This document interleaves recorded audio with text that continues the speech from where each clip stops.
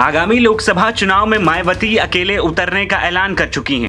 कांग्रेस सपा की राहें मेल खाती दिख नहीं रही हैं और सपा के साथ रहे जयंत को भी अब बीजेपी अपने पाले में कर चुकी है। इसके बाद अब बीजेपी ने यूपी में अकेले बचे अखिलेश की नींदें उड़ाने के लिए अपना सबसे बड़ा कार्ड चल दिया है।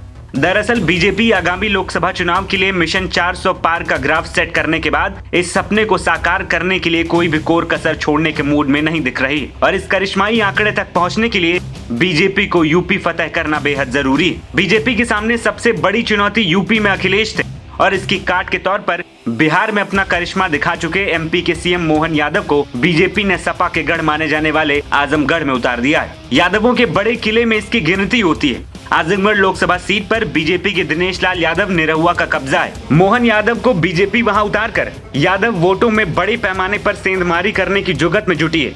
मोहन यादव के सीएम बनने के बाद से साफ हो गया था कि एमपी से बिहार और यूपी को साधा जाएगा। लोकसभा चुनाव से पहले बीजेपी ने इस पर अमल करना भी शुरू कर दिया है। इसका असर भी दिखने लगा है। बिहार फ्लोर टेस्ट के दौरान तेजस्वी यादव को यादव विधायक ने ही धोखा दे दिया। 2000 से लगातार चुनाव यादव जीतने वाले प्रहलाद यादव ने पाला बदल लिया। ऐसे में कहा जा रहा है कि ये मोहन यादव का ही असर है। बिहार में यादवों को लगने लगा है कि पिछलग्गू बनने का कोई फायदा नहीं है। साथ ही यादवों को आगे बीजेपी ये संदेश दे रही है कि पार्टी में किसी को भी मौका मिल सकता है। भारतीय जनता पार्टी के द्वारा अपने एक एक विधानसभा एक एक लोकसभा में हर जगह पार्टी का मत प्रतिशत बढ़े, भाजपा के पक्ष से लोग जुड़े, इस नाते से पूरा देश का अभियान चल रहा है। खासकर इनकी क्लस्टर रचना हमारे द्वारा माननीय राष्ट्रीय अध्यक्ष नड्डा जी द्वारा बनाई गई है और इसी सिलसिले में अखिल भारतीय प्रवास कार्यक्रम चालू है।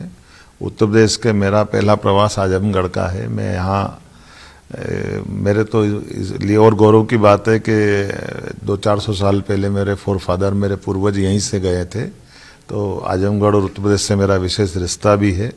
मैं अपने कार्यकर्ताओं के बीच में आकर के अत्यंत आनंदित भी हूँ और हमारे कार्यकर्ताओं ने जिस प्रकार से तैयारी की, हमारे प्रदेश अध्यक्ष जी के नेतृत्व में, हमारे यहाँ के क्लस्टर इंचार्ज जी के नेतृत्व में, मैं आप माननीय चौधरी जी को, माननीय शाही जी को बधाई देना चाहूँगा।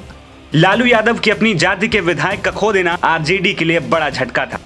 वहीं मोहन यादव के आजमगढ़ दौरे के गणित को समझें तो आजमगढ़, मऊ, गाजीपुर जैसे इलाकों में यादव वोटर काफी तादाद में हैं। ये परंपरागत सपा का ही वोटर माना जाता है। इसी कारण बीजेपी ने मोहन यादव को मोर्चे पर लगा दिया है। मोहन के माध्यम से उनके वर्ग को संदेश देना चाहती है। वहीं मोहन की ससुराल सुल्तानपुर में होने के कारण उनका यूपी से भी गहरा नाता है। ऐसे में एक असर ये भी पड़ने की संभावना है। वहीं मोहन यादव आजमगढ़ में बीजेपी कार्यकर्ताओं संग बैठक कर रहे हैं और आगामी लोकसभा चुनाव को लेकर रणनीति तैयार कर रहे हैं। वहीं अपने दौरे के दौरान मोहन 5 लोकसभा क्षेत्रों की चुनाव संचालन समिति के साथ बैठक करेंगे और उन्हें संबोधित कर लोकसभा चुनाव की रणनीति तैयार करेंगे।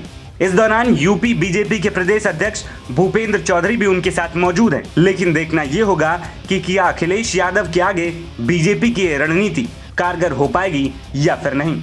एनबीटी ऑनलाइन की रिपोर्ट।